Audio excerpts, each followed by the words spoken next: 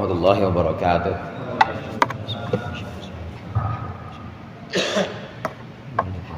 Tayyib Asyidi Al-Mahalli. Al-Fatihah. Bismillahirrahmanirrahim. Alhamdulillahirabbil alamin. Ar-Rahmanir Rahim. Maliki yaumiddin. Iyyaka na'budu wa iyyaka nasta'in. Ihdinas siratal mustaqim. Siratal ladzina an'amta 'alaihim ghairil maghdubi 'alaihim waladdallin. Amin. Bismillahirrahmanirrahim. Alhamdulil muallimid tullabi wa musahhilil khairi liman yata'allamu. Thumma assalatu wassalamu 'alan nabi wa alihi wa sahbihi jayu'zamu. Ya Rabbana kaffir 'anna dhunubana wa walidina wa liman huwa muslimu. Nad'uka Allahumma ilman nafi'a min yawmina ilal hisabi yaqumu. Amin amin wa ya fattahu. Amin amin amin wa ya alimu. Alhamdulillahil awwalil akhir al-batinil zahir. Wassalatu wassalamu ala sayyidina Muhammadin at-tahiril fakhir wa ala alihi wa ashabihi dzawil ula wal mafakhir. Amma ba'du, fa inna asdaqal hadithi kitabullah wa khairul hadi hadi Muhammadin sallallahu alaihi wasallam wa syarrul umuri muhdatsatuha wa kullu muhdatsatin bid'ah wa kullu bid'atin dhalalah. Segenap jamaah Masjid Al-Abrar, para ustaz, para hujjaj, hadirin sekalian yang dirahmati oleh Allah. Alhamdulillah malam hari ini kita hadir kembali berkumpul bersama melanjutkan pengajian rutin kita, ngaji kitab tafsir Jalalain. Mudah-mudahan hadirnya kita di sini mendapat ridho Allah yang akan kita pelajari menjadi ilmu yang bermanfaat dunia akhirat. Amin ya rabbal alamin. Sebagian dari manusia ada golongan kafir, golongan orang yang tidak percaya bahwasannya nanti setelah kehidupan di dunia ada kehidupan akhirat, kehidupan di mana semua makhluk dimintai pertanggungjawabannya kecuali malaikat. Nah, ini orang-orang kafir ini, orang kafir Mekah, di antara mereka juga ada kafir Mekah menganggap bahwasannya penciptaan langit dan bumi ya sebagaimana adanya seperti ini tanpa tujuan. Jadi kalau diciptakan ada binatang-binatang, ada burung, ada kucing, ya emang udah tercipta begitu aja. Burung ya dari telur. Telur dari mana Pak? Dari burung. Burung dari mana? Dari telur. Jadi dalam telur atau dalam burung? Ya itu dicari dah tuh. Itu ya dengan keyakinan mereka menyatakan bahwa dunia ya seperti apa adanya sekarang ini ya sudah begitu aja adanya. Jadi tanpa ada tujuan dan nanti akan mengalami kehancuran. Kalau udah hancur ya selesai. Ini menurut keyakinan orang-orang kafir. Semacam pandangan ini adalah pandangan orang-orang ateis atau orang-orang yang menganggap tidak ada Tuhan. Alam semesta ini semuanya tercipta begitu saja menurut mereka. Tercipta begitu saja tanpa ada tujuan. Padahal dalam ayat terakhir surat Shad yang kemarin kita bahas, wa ma khalaqnas samaa'a wal arda wa ma bainahuma batila dzalika dzannul ladzina kafaru fawailul ladzina kafaru minan nar. Allah berfirman, tidaklah kami menciptakan langit dan bumi serta segala yang ada di antara keduanya, tidaklah kami ciptakan secara sia-sia tanpa tujuan, tidak. Kami menciptakan langit dan bumi dan segala isinya ini ada tujuannya. Tujuannya yang paling prinsip dan yang paling penting adalah tujuannya semua untuk kemaslahatan manusia. Nah, manusia untuk apa? Manusia untuk memakmurkan makhluk-makhluk Allah yang lain. Manusia disebut sebagai khalifah, artinya sebagai pengganti Tuhan dalam memakmurkan makhluk-makhluk Allah, dalam mentasarrufkan atau memanfaatkan penciptaan-ciptaan Allah yang lain. Tanpa ada manusia maka nggak ada yang bisa memanfaatkan daging binatang yang bisa, yang boleh dan juga bagus untuk tubuh, yang bergizi, yang ada manfaatnya, ada bergizi, ada makanan bergizi gratis namanya MBG. Itu kan ada gizinya semua. Itu yang bisa begitu manusia tuh, binatang nggak bisa. Kemudian manusia mentasarufkan alam semesta, di antaranya mengelola laut. Ini semua tujuannya ada. Allah menciptakan semua dengan tujuan, bukannya sia-sia, bukan tanpa tujuan. Yang punya dugaan bahwa dunia ya adanya seperti ini tanpa ada tujuan, ini adalah dugaan orang-orang kafir, termasuk orang-orang kafir Mekah. Oleh karenanya tidak sama antara orang kafir dengan orang mukmin, antara orang yang mengerti tujuan penciptaan alam dengan orang yang tidak mengerti tujuan penciptaan alam, antara orang-orang yang berbuat baik dan orang-orang yang melakukan kerusakan itu beda. Karenanya di ayat berikut ini, di ayat 28 ditegaskan oleh Allah perbedaan antara keduanya. Gak sama antara orang mukmin dengan orang kafir, gak sama antara orang yang mengerti tujuan penciptaan alam dengan orang yang tidak mengerti. Allah Subhanahu berfirman, Allah Subhanahu wa taala berfirman, qala Allah taala wa huwa asdaqul qailin, am naj'alul ladina amanu wa 'amilus solihati kal mufsidina fil ard am naj'alul muttaqina kal fujjar kitabun anzalnahu ilaika mubarakun liyadabbaru ayatihi wa liyatadhakkara ulul albab. Wa ma khalaqna am naj'alul ladina amanu, apakah kami menjadikan orang-orang beriman wa amilus solihati dan beramal soleh kal mufsidina fil ardi, seperti orang-orang yang membuat kerusakan di dunia. Am naj'alul muttaqina kal fujjar, apakah kami menjadikan orang-orang bertakwa kal fujjari, seperti orang-orang yang berbuat dosa. Nazala lamma qala kuffaru Makkah lil mu'minin, ini turun ketika orang-orang kafir Mekah berkata kepada orang mukmin, inna nuqta fil akhirati mithla ma tu'tona, sesungguhnya kami akan diberikan di akhirat nanti sebagaimana sesuatu yang kalian mendapatkannya. Wa am bi makna hamzatul inkar, dan am ini dengan makna hamzah inkar atau hamzah untuk sesuatu yang sifatnya tidak dikenal, sesuatu yang diingkari. Setelah ayat 27, ayat 28 ini Allah menegaskan, apakah sama? Apakah kami menjadikan orang-orang beriman dan beramal soleh itu sama seperti orang yang berbuat kerusakan? Tentu jawabannya tidak, beda. Tentu beda. Demikian juga apakah kami menciptakan orang-orang muttaqin, menjadikan orang-orang yang bertakwa seperti orang-orang yang berbuat dosa? Tentu jawabannya tidak, beda. Antara keduanya tentu beda. Ayat 28 surat Shad ini turun, sababun nuzulnya, orang-orang kafir Mekah itu bilang ketika mereka dikabarkan ntar ada kehidupan akhirat, dan di kehidupan akhirat kita orang-orang mukmin pengikutnya Nabi Muhammad, kita akan Allah berikan balasan atas ibadah-ibadah kita, dan Allah berikan balasan atas kesabaran kita di dunia berupa surga yang kehidupannya kekal bahagia di sana, tidak ada yang kotor-kotor atau tidak ada yang remeh-remeh di sana di surga, dan semuanya kenikmatan demi kenikmatan akan kami terima sebagai orang mukmin. Kata orang Islam begitu. Orang kafir nggak mau kalah. Orang-orang kafir Mekah sama. Kalau ente dapat, saya juga dapat. Kalau pengikutnya Muhammad dapat, orang Mekah, orang-orang Quraisy atau orang-orang Muhajirin dan Ansar dapat, ya kami juga pasti dapat. Kami akan dapat juga nanti di akhirat kebahagiaan sebagaimana kalian dapatkan. Nah, ini turun ayat, nggak sama tentunya. Orang-orang yang beriman tidak sama dengan orang-orang yang berbuat kerusakan. Ada istilah yang digunakan di sini, alladzina amanu wa amilus sholihat. Ini pertama iman. Kemudian yang kedua amal soleh.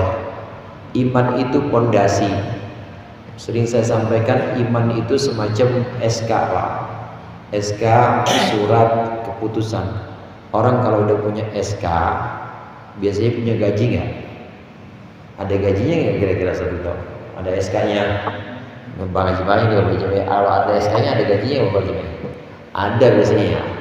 Asal dia udah punya iman, itu dia udah punya SK, udah punya SK PNS, kalau sekarang ASN. Orang yang punya iman itu seolah-olah sudah punya SK. Dia pasti dapat gaji. Cuma kalau nerima gaji doang, punya SK tapi nerima gaji doang, kerja gak pernah, namanya makan gaji buta. Dia punya SK PNS atau ASN tapi nggak pernah kerja, bolos mulu, tapi tetap dapat gaji. Dia akan dapat nanti tiap bulannya. Orang beriman juga begitu. Orang beriman walaupun dia nggak pernah sholat, walaupun dia nggak pernah puasa, nanti masuk surga nggak? Masuk surga. Sebab apa? Punya SK dia. Tapi ya mampir dulu, mampir ya marah kayak barang sehari 2 hari mana neraka mampir, apa seminggu 2 minggu orang kagak pernah sholat, ngakunya mah iman, bapaknya Islam, ibunya Islam, keluarga semua Islam, tapi sholat kagak pernah, puasa Ramadan boro-boro, tapi dia iman kepada Allah, iman kepada hari akhir, masuk surga nggak? Masuk surga. Kenapa? Punya SK. Tapi sebelum masuk surga ya disetrika dulu, ya disabetin dulu. Kenapa? Karena pernah sholat. Sama kayak pegawai yang punya SK tapi dia nggak pernah kerja, karena nggak ada amilus sholihat. Dasarnya adalah iman, punya iman. Nah, orang-orang yang kerjanya bagus, amilus sholihat nih, orang-orang yang berbuat kebaikan, bagus sekali perbuatannya kepada anak yatim, bagus perbuatannya kepada tetangga, bagus perbuatannya kepada sesama manusia, tapi dia tidak iman. Ditanya percaya enggak kepada Allah? Enggak percaya. Percaya kepada Nabi Muhammad? Enggak. Terus ngapa abang berbuat baik? Ya saya mah emang manusia mah kudu baik sama sesamanya. Dia berbuat baik pada sama tapi tanpa dasar keimanan, maka itu seperti orang yang enggak punya SK tapi kerja terus. Dapat honor gak dia? Dapat sih. Waktu orang-orang nerima gaji dia nerima, tapi yang namanya honorer sama udah pegawai tetap jauh gajinya, dan nanti nggak bakal dapat surga, nggak ada pensiunnya, namanya honorer, tapi dia tidak akan mendapatkan nanti di surga balasan atau ganjaran, nggak akan dapatkan. Diberikan balasan nggak? Dikasih dunia, dikasih. Orang yang berbuat baik pasti akan Allah berikan kebaikan lagi, imbas atau imbalannya dari orang lain pasti Allah kasih. Cuma sampai di dunia aja. Kenapa di akhirat nggak dapat? Karena nggak punya iman. Dia nggak punya SK. Akhirat itu cuma untuk orang yang punya iman atau punya SK. Nah, ini perumpamaan antara iman dan amilus sholihat. Saudara sekalian, iman ini pondasi, tapi jangan kita hanya berhenti sebagai orang yang hanya punya iman, hanya punya SK saja, kerjanya nggak pernah, amilus sholihatnya nggak pernah, jangan. Terus bagaimana yang bagus? Iman wa amilus sholihat. Iman juga sebagai dasar, amilus sholihat juga sebagai bukti bahwa kita iman.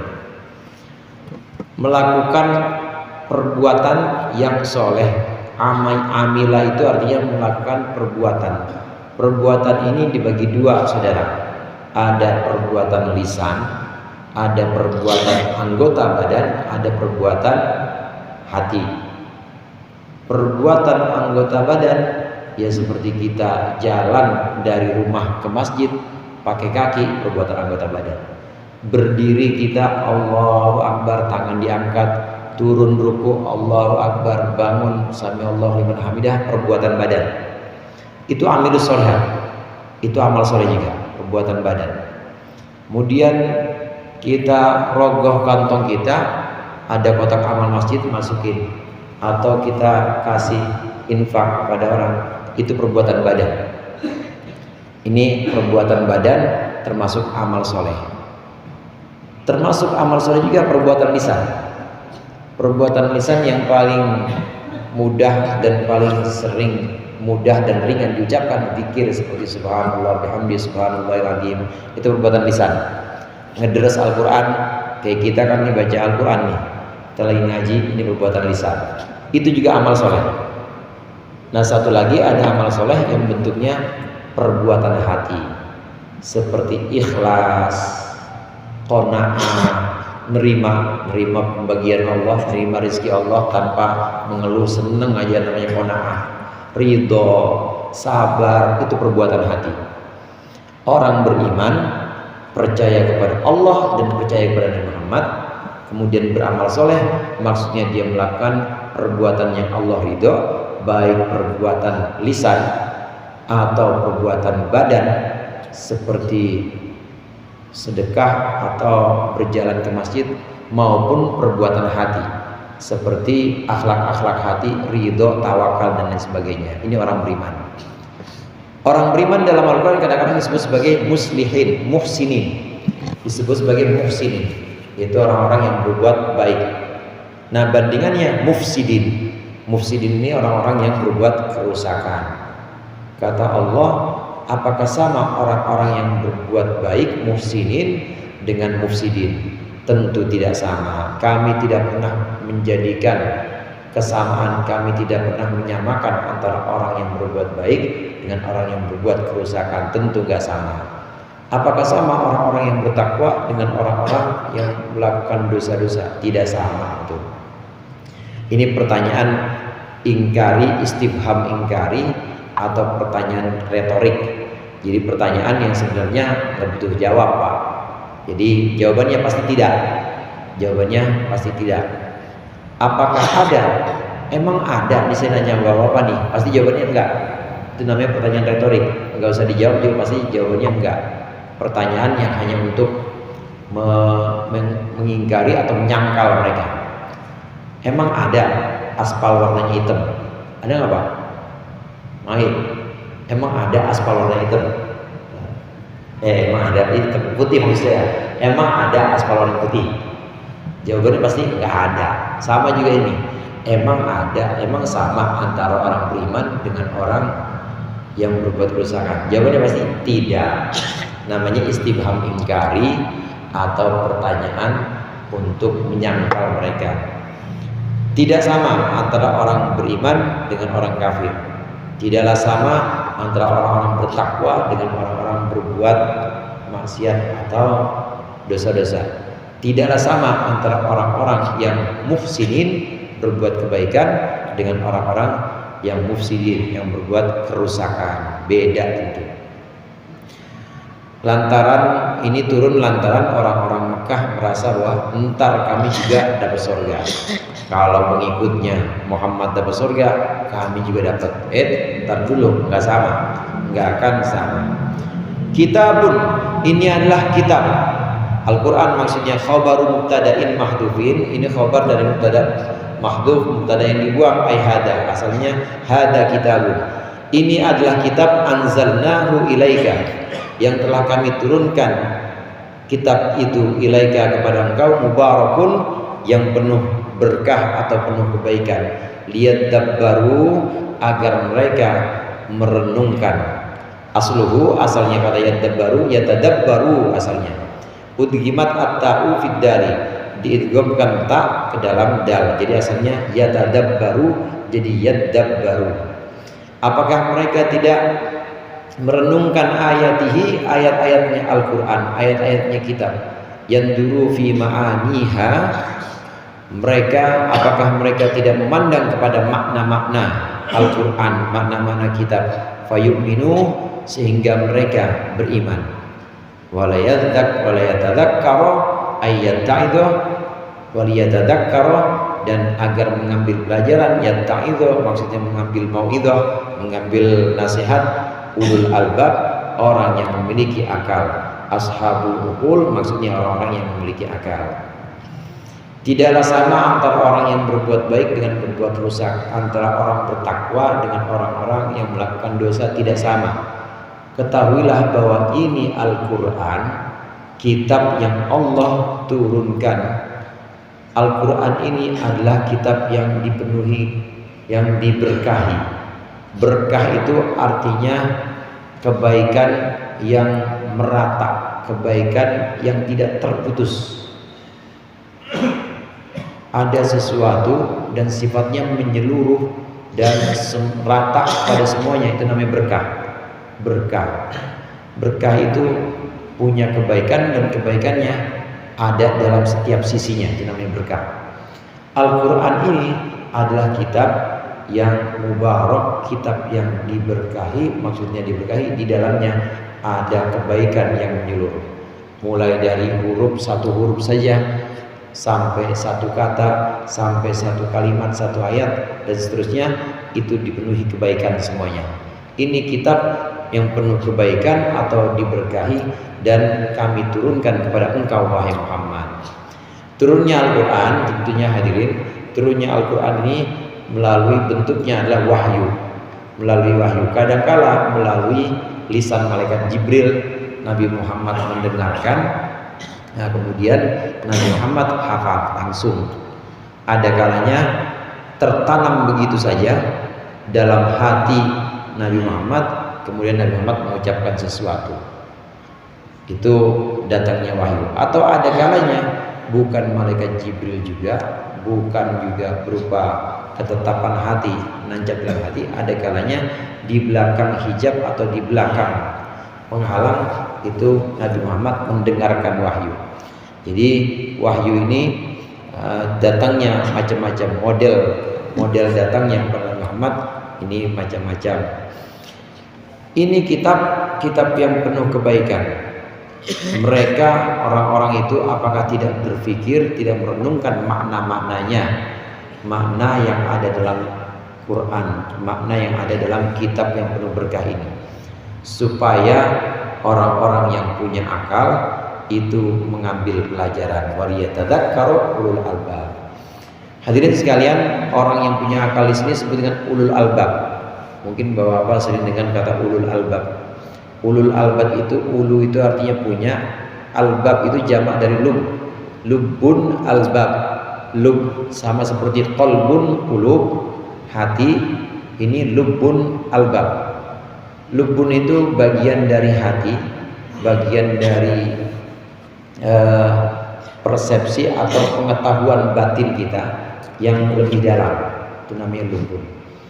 Kalau pengetahuan indrawi, persepsi indrawi kan mata bisa melihat atau bisa awas, ini yang merah ya duit 100.000, kalau yang biru duit ucapan, itu mata.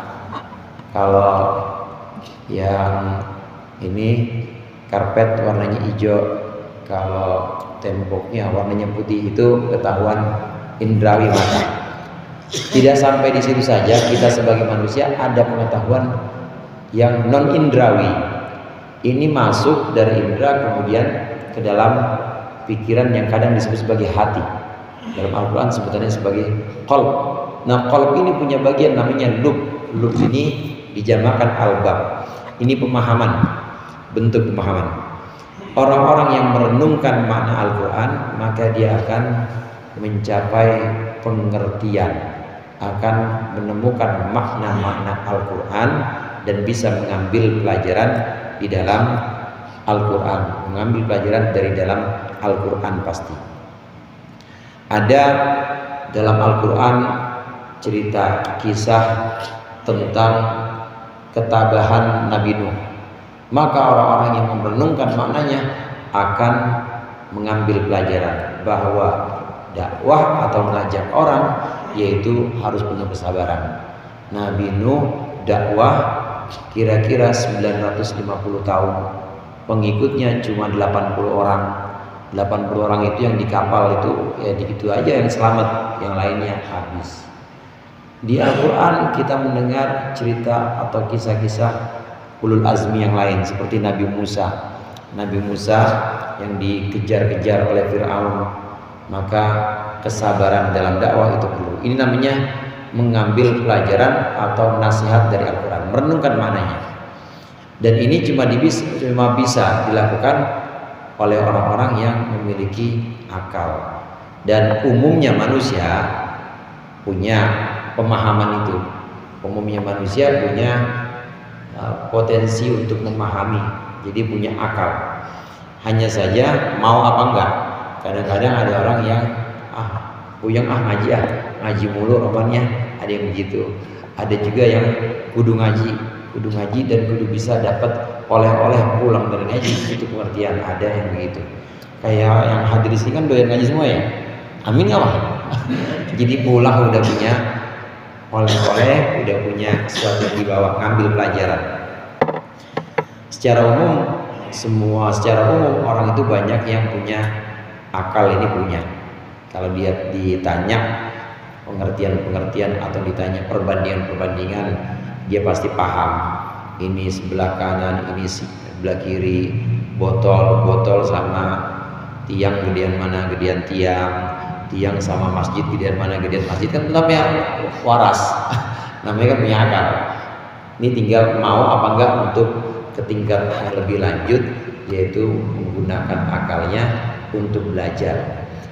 Mempelajari Al-Quran ini, mempelajari makna-maknanya, maka akan membawa kita mengambil pelajaran, akan membawa kita paham, dan kita banyak yang kita dapat dari nasihat-nasihat atau pelajaran-pelajaran dalam Al-Quran.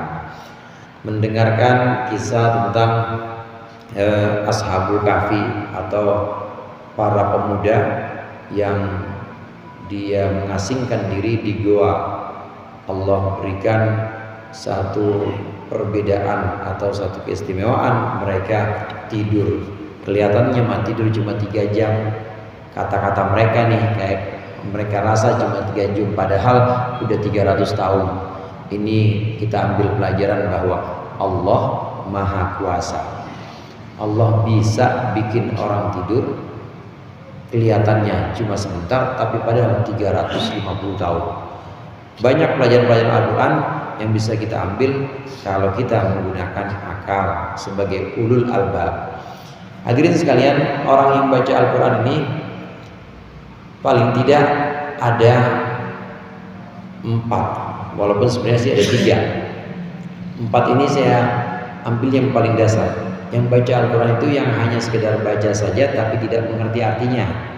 Dapat pahala nggak? Itu dapat, karena Al-Quran memang wahyu yang Allah turunkan melalui malaikat Jibril, dan jika dibaca mendapat pahala.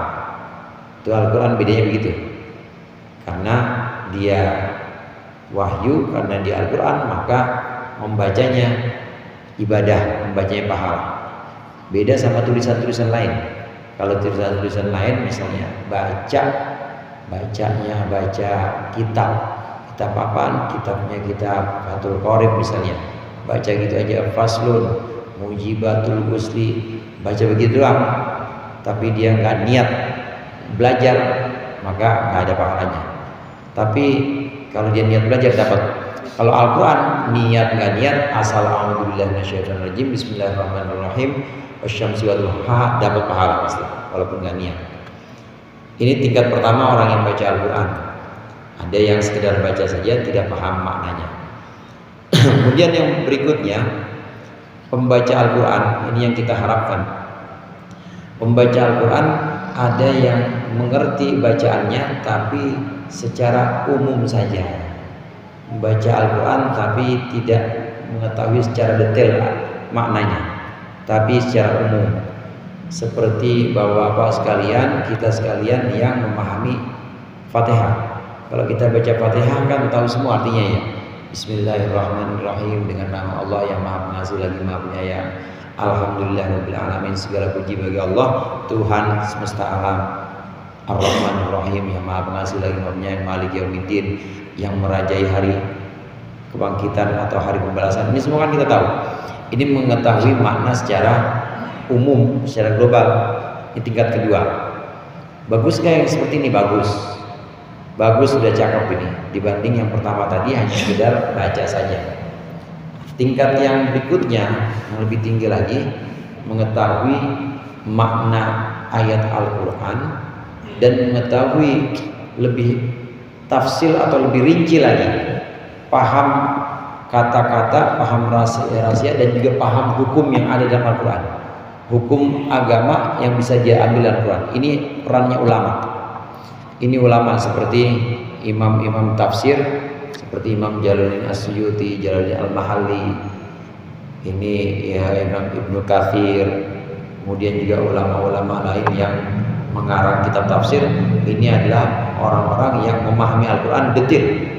Ini lebih tinggi lagi dibanding kelompok yang sebelumnya, karena beliau-beliau ini adalah orang-orang alim yang paham makna Al-Quran. Semakin tinggi pemahamannya, maka semakin banyak pelajaran yang dia dapat. Kalau tadi nggak paham sama sekali, cuma baca aja Yasin wal Quran al Hakim, dapat pemahaman nggak? Atau dapat barokah nggak? Dapat. Nah, kalau mau naik lebih tinggi lagi barokahnya, manfaatnya, pemahamannya, maka paham, walaupun hanya secara umum aja. Kayak kita ngaji begini jadi paham, baca arti, baca terjemah Al-Quran jadi paham. Ini tingkat yang lebih tinggi. Semakin tinggi maka pemahamannya makin banyak juga. Naik lebih tinggi lagi, kalau mau terus lebih tinggi, maka bacanya bukan cuma baca terjemah, baca tafsir. Makin banyak pelajaran lagi yang didapat. Nah, satu lagi, tingkat yang paling tinggi dari qari'ul Quran, pembaca Quran, itu adalah orang yang membaca Al-Quran namun dia sudah tidak merasa bahwa dia itu membaca. Ini yang disebut dengan sirna atau fana. Jadi seolah-olah dia membaca Al-Quran dan dia adalah kepanjangan firman Allah atau kepanjangan dari suara Allah. Jadi hafal begitu aja. Dan ini sudah menyatu dengan Al-Quran itu sendiri. Orang-orang soleh yang ikhlas, orang-orang soleh yang benar-benar Allah berikan kemurnian hatinya, kemurnian amal-amalnya, ini kadang melantunkan ayat Al-Quran namun dia tidak pusing dengan makna, dia tidak memikirkan apa-apa lagi. Yang dia pikirkan bahwa itu adalah firman Allah dan dia hanya mengalirkan firman Allah itu saja. Ini tingkat yang paling tinggi. Nah, dari kesemuanya ini ada makna atau pelajaran yang bisa kita ambil. Semakin tinggi tingkatnya, tingkat pemahaman, maka semakin banyak pelajaran yang kita ambil dari kitab Al-Quran ini. Kitab yang mubarak ini artinya penuh berkah. Tadi saya katakan berkah itu umumul khair, berkah itu ratanya kebaikan. Kalau disebut Al-Quran ini kebaikannya banyak, rata. Gimana nggak rata? Karena untuk orang yang nggak paham aja ada kebaikannya, apalagi untuk orang di atasnya yang punya paham, udah punya pemahaman lebih tinggi secara umum. Apalagi untuk orang di atasnya yang lebih punya pemahaman detail, apalagi untuk orang di atasnya lagi. Jadi umum untuk semua orang, Al-Quran ini mubarak, penuh keberkahan. Yang nggak paham maknanya juga bisa dapat berkahnya Al-Quran. Wa wahabna li Daud Sulaiman ni'mal abdu innahu awwab. Wa wahabna li Daud, dan kami berikan li Daud, untuk Daud kami berikan Sulaiman. Maksudnya kami hadirkan Sulaiman ibnahu sebagai anaknya Daud. Ni'mal abdu, itulah sebaik-baiknya hamba, ya dia Sulaiman. Innahu awwab, sesungguhnya Sulaiman awwabun, adalah orang yang kembali. Raja'un fit tasbihi, yaitu orang yang kembali fit tasbihi, dalam tasbihnya, wa dzikri, dan dalam dzikirnya, fi jamil awqati, dalam seluruh waktu. Setelah menuturkan kisah Nabi Daud di ayat-ayat sebelumnya, mulai dari ayat sebelumnya yang kita bahas kemarin itu, mulai dari ayat sebelumnya ayat 18 atau ayat 16 itu, mulai dari ayat 16 itu kita diceritakan tentang Nabi Daud. Maka ayat berikut ini di ayat 29, ayat 30 ini Allah menceritakan tentang Nabi Sulaiman. Surat Shad dari ayat 16 sampai 29 ini mengisahkan Nabi Daud, dan surat Shad ini juga disebut sebagai surat Daud. Setelah menceritakan Nabi Daud, maka berikut ini Allah menceritakan tentang Nabi Sulaiman. dan kami berikan kepadanya, maksudnya kepada Daud, kami berikan Sulaiman anaknya, Nabi Sulaiman bin Daud. Nabi Sulaiman ini adalah anak Nabi Daud yang Allah berikan kepadanya saat usia Nabi Daud sudah 70 tahun. Jadi sudah 70 tahun kemudian dapat anak, inilah Nabi Sulaiman alaihissalam. Disebutkan di sini Nabi Sulaiman adalah seorang innahu awwab, yaitu orang yang kembali. Maksudnya kembali itu berulang-ulang, balik lagi. Balik dalam hal apa? Balik dalam hal zikir, tasbih dalam segala waktunya. Jadi banyak zikirnya. Zikirnya ya tasbihnya subhanallah subhanallah, atau tasbihnya memuji Allah, pokoknya memuji Allah, menyucikan Allah, alhamdulillah alhamdulillah, Allahu akbar, itu namanya tasbih. Dan itu semua zikir. Artinya zikir mengingat. Waktu kita menyebutkan alhamdulillah alhamdulillah alhamdulillah, kita sambil ingat bahwa Allah banyak sekali memberikan nikmat kepada kita. Alhamdulillah alhamdulillah alhamdulillah. Waktu kita zikir subhanallah subhanallah, maha suci Allah, kita ingat bahwasannya Allah maha suci dan kita kotor, kita banyak salahnya, subhanallah subhanallah. Jadi zikir lisannya menuturkan katanya tasbih, di lisannya menuturkan kata berupa tasbih atau hal-hal yang sifatnya mensucikan Allah, hatinya mengingat Allah, ingat kenikmatan Allah, ingat kebesaran Allah, ingat cacat atau kurangnya diri kita. Itu termasuk bagian yang perlu diingat-ingat. Waktu kita zikir, lisan kita menyebutkan subhanallah, maka hati kita ingat bahwa Allah maha suci dan kita banyak kurangnya, banyak kotornya. Paduan ini, paduan zikir lisan, tasbih, tahmid, dan mengingatnya hati kita, sadarnya hati kita bahwa kita hamba dan Allah Tuhan, kita lemah, Allah maha kuat, kita kotor, Allah maha suci. Ini kesadaran, paduan antara zikir lisan dengan kesadaran ini selalu dilakukan oleh Nabi Sulaiman. Nabi Sulaiman innahu awwab, terus menerus dalam segala waktu, jamil awqat, dalam segala waktu, nggak pernah putus zikirnya, nggak pernah putus lisannya dan juga kesadarannya selalu Allah Allah Allah, kesadarannya selalu aku hamba dan Allah Tuhan. Ini yang dipuji oleh Allah dalam ayat ini adalah Nabi Sulaiman, ni'mal abdu, sebaik-baiknya hamba ya Sulaiman itu.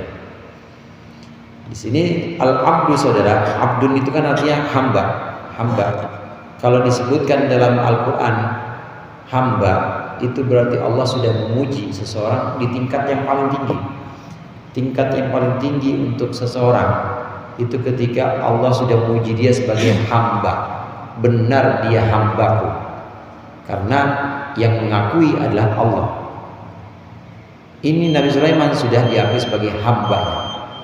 Nah, kalau cuma ngaku-ngaku sendiri, saya hambanya Allah, ya Allah kasihlah hambamu, atau ngaku-ngaku sendiri, sumbangan 5.000, hamba Allah, ngaku-ngaku namanya itu mah biasa. Kalau ini bukan pengakuan kita sendiri, tapi Allah yang memuji, sungguhnya dia adalah hamba yang terbaik.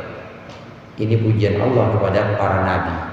Para nabi derajatnya tinggi justru ketika dia benar-benar rendah di hadapan Allah atau menghamba di hadapan Allah. Mudah-mudahan bermanfaat. Dikurangi mohon maaf. Allahumma muwaffiq ila aqwamit thoriq. Wassalamualaikum warahmatullahi wabarakatuh.